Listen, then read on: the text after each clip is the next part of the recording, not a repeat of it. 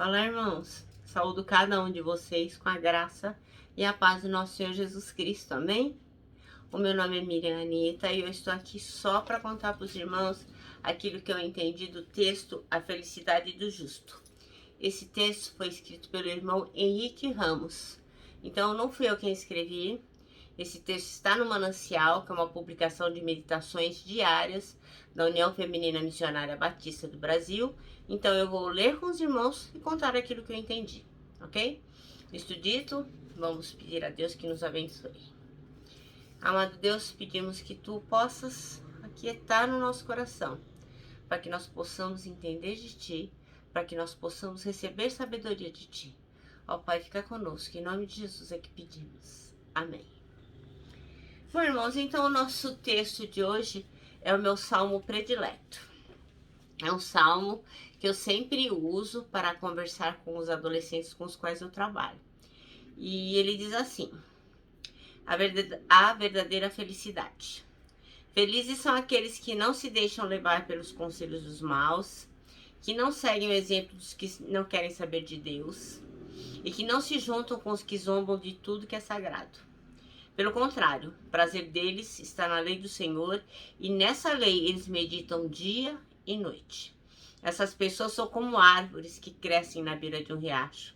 Elas dão fruto no tempo certo e suas folhas não murcham. Assim também, tudo que essas pessoas fazem dá certo. O mesmo não acontece com os maus, eles são como uma palha que o vento leva. No dia do juízo, eles serão condenados e ficarão separados dos que obedecem a Deus. Pois o Senhor dirige e abençoa a vida daqueles que lhe obedecem, porém o fim dos maus são a desgraça e a morte. Amém? Bom, o Salmo 1 é um salmo de sabedoria. E o salmo de sabedoria é aquele que lida com questões gerais da vida e que fala respectivamente sobre Deus e do nosso relacionamento com Ele. Então, o Salmo 1, que é um salmo de sabedoria, ele serve de introdução à coletânea do Saltério. Lembra que eu falei que Saltério eram 150 livros do Salmo? Então, ele está introduzindo o Saltério. Então, quando a gente estuda o Salmo 1, a gente vê o contraste entre a atitude do justo e do ímpio em relação à lei do Senhor. Então, o justo ama e medita constantemente na lei do Senhor, enquanto o ímpio odeia. Então, isso significa o quê? Que o Salmo 1 fala de Deus, da palavra de Deus, e revela os caminhos da bênção e o caminho do juízo. Então, a bênção divina é derramada sobre aqueles que meditam na palavra de Deus. Mas o juízo é derramado sobre aqueles que se rebelam e transgridem essa palavra. Então, como eu sempre digo para as pessoas, para os adolescentes com os quais eu trabalho, e digo para você, meu irmão, o pecado é um processo.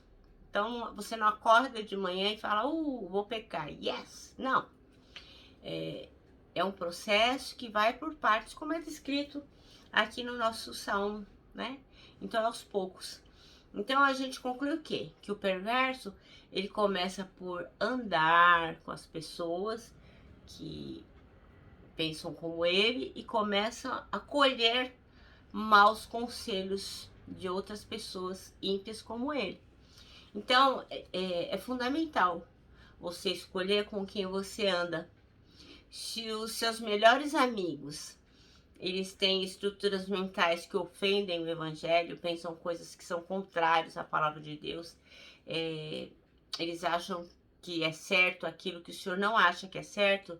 Se você anda com esse tipo de pessoa, o estilo de vida destas pessoas, com o tempo, vai passar a ser o seu próprio estilo de vida.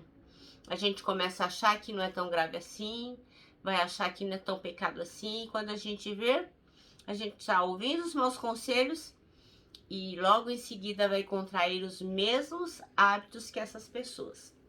Então logo você vai estar lá, ó, sentadão no sofá, confortável, com os pezinhos lá tranquilão e achando que tudo o que você faz, você vai olhar através do seu nariz empinado, achando que o que você faz está certo, que os conselhos do Senhor não têm nenhuma validade. Então, assim, isso nos leva para caminhos tolos, estúpidos, caminhos que nos fazem perder a bênção. Então, a pergunta que não quer calar é: como é que o justo tem que agir? Seria o contrário aqui do Salmo? O justo tem que andar no conselho dos sábios, deter-se no caminho dos retos do coração e se assentar nas rodas que louvam o Senhor? Não, não é isso que o salmista diz. Na verdade, ele diz que o que o justo tem que fazer é o quê? Tem que ter prazer na lei do Senhor. Tem que se agradar, tem que estar apaixonado por Jesus, pela palavra de Deus, e meditar de dia e de noite naquela palavra. Então, assim, em outras palavras, o justo valoriza as coisas de Deus. Como se diz, você não é aquilo que você pensa, mas o que você pensa, isso sim, é aquilo quem você é. Então, nós temos que pensar em coisas que nos levem a nos aproximar de Deus. Então, o nosso versículo de hoje é o versículo 1. Como é feliz aquele que não segue o conselho dos ímpios, não imita a conduta dos pecadores, nem se assenta na roda dos zombadores. Então, o irmão Henrique Ramos diz que dentre os poemas que formam o livro de Salmos, o primeiro é especial. Ele nos apresenta o conjunto dos louvores entoados por Israel no período do Antigo Testamento. E faz isso de um jeito tão bacana, de uma maneira tão especial, tão singela, tão singular, que já revela a receita da felicidade. Esse salmo vai dizer como é que nós temos que fazer para sermos felizes. Então ele diz assim, o irmão Henrique fala assim, nesses tempos aí que todo mundo vai atrás de autoajuda, coaching, né? Aquelas pessoas que ensinam como você ser feliz em 5 lições, como alcançar o sucesso em 10 lições, ensinam empoderamento. Então ele disse assim que é um consolo perceber que Deus nos revela o segredo da felicidade de um jeito tão simples. Não tem nenhum mistério.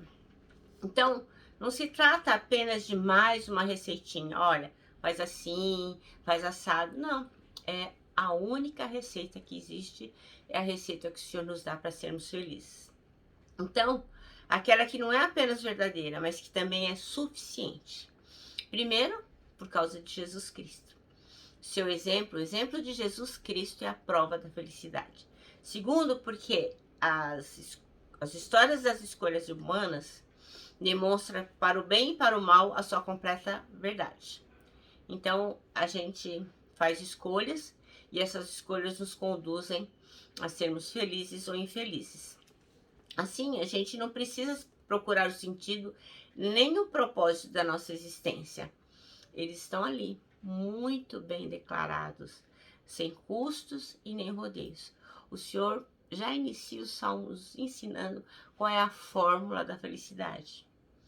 Se você já sabe disso como uma pessoa que já aceitou Jesus Cristo como Salvador da sua vida, você já entendeu que o sacrifício de Jesus foi para te resgatar, mas você não experimentou ainda a felicidade, você tem que se lembrar que o erro não está na receita, mas a sua desobediência a Deus ou obediência a ela é que vai te dar a receita da felicidade. Então, se você está procurando uma saída para resolver os seus problemas pessoais, ou ainda se você tem colocado em prática alguma outra receita na pretensão de ser feliz, certamente você não viu a felicidade chegar. Porque a felicidade só pode estar na palavra, só pode estar na conexão com o Pai, só pode estar naquilo que Ele proporciona para nós. Então a felicidade só virá através da obediência. Então a sugestão aqui do nosso irmão Henrique Ramos é que você deve considerar a possibilidade de adotar a receita da felicidade segundo a palavra de Deus.